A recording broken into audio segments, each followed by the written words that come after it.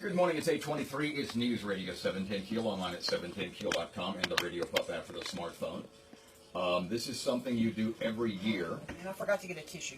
And you are going to cry, Yeah. and I am not going to listen so I don't cry. If you're listening, you're going to probably cry. And Parky, who never cries other than when he's watching Benji movies. He won't be able to look at me. That's the funny thing about him. He doesn't. We both noticed that. He won't look at me.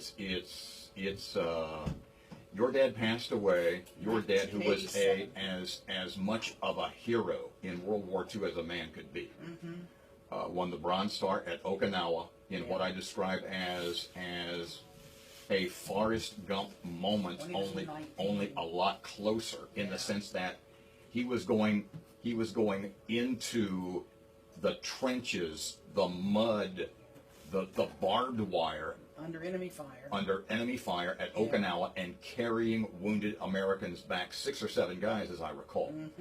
Your dad passed away in 1987. You were how old then? I was 25.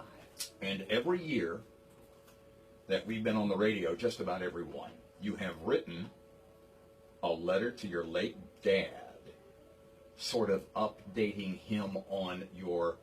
How long is this going to be, by the way? This is not 3 or 4 minutes. Yeah, something like that. Okay. The point I wanted you to explain to folks why you do this and why this one is extra special. This is just to kind of update him on my life and my family's life and my mom and my brothers, etc. The folks he left behind. And I do it every year. It kind of helps me, It's very emotionally, I don't want to say cleansing or cathartic, but it just is. And this one is tough for me because we lost Mom in September. And so this is my first letter to my dad since I lost Mom. You ready? Dear Dad, this is probably the Father's Day letter I've been dreading writing most of all. But I'm also happy to be able to write it in some bizarre way. We lost our darling Mom in 2015, but I know you know this because I know you're together again. The death of our beloved Mom happened so quickly and was such a shock, but she'd started to fade, and I'm glad she didn't suffer for long. I had the privilege of being with her when she passed, and it was so peaceful and such a spiritual moment. She wasn't afraid to die, and I told her often she was about to see you again.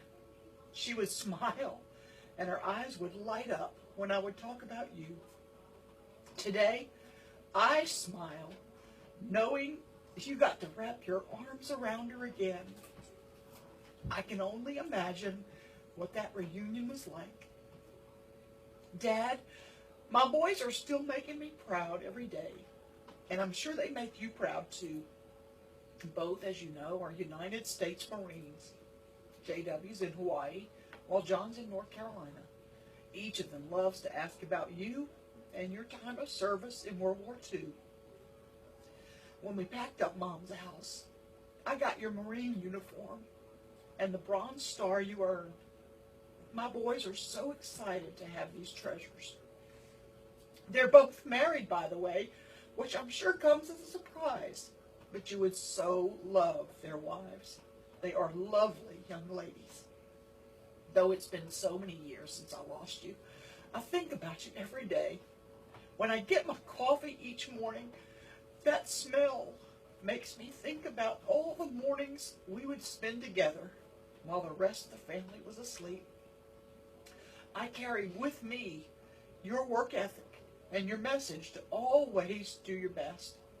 But mostly, I know that your greatest gift to me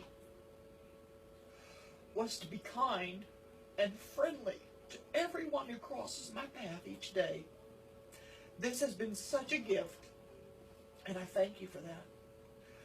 I love you, and hope you will give Mom a big hug and a kiss for me today. Happy Father's Day. Love, your Erin. I'm fine. So's Parker. Wow. That's the best one. Oh, God. That's the best one. That's tough, man. Parky, go down the hall, get Erin a couple of Kleenexes, get me a towel. Oh, man. Oh. so cool. You would love my dad, Robert. You would have loved him. So friendly. You would walk in my house. My dad would say this to you anytime you came in my house. I've heard this before. How's your corporation seem to be gashuating upon the high corners today, sir? And everyone, from when we were 7 years old, our friends would know that. My boys still know that. Well, maybe he said that to your mom and she went, I've heard that before. He would shake your hand, Yeah. and he would flip it so your elbow would flip out, a bunch of times like a chicken wing. And they would say, what's wrong with your elbow? What's wrong with your elbow? The whole time he's flipping your arm out. And I just do that to my kids now. And I'm like, that was just your Grandpa Mac. That was as awesome and open and emotional and true as anything anyone will ever hear. News Radio 710 Keel Local News. I need to blow my nose. Well, I'm pausing because the longer we take, the more time we will both have to collect ourselves. But you've got a newscast to read in about 45 seconds. Yes. Keel News radio time is 8:28. With James Taylor. Woo! And his all-star band. Let me know when you stop that. I'm trying. It won't let me. Ooh. That was awesome. You just wiped your eyes with your T-shirt on the internet. Oh, that's all right. That's That all was right. awesome. That's the best one. Look at it blow my nose. Ooh, I can't find. And we're going to want Garth again. Yeah, I gotta clean it up.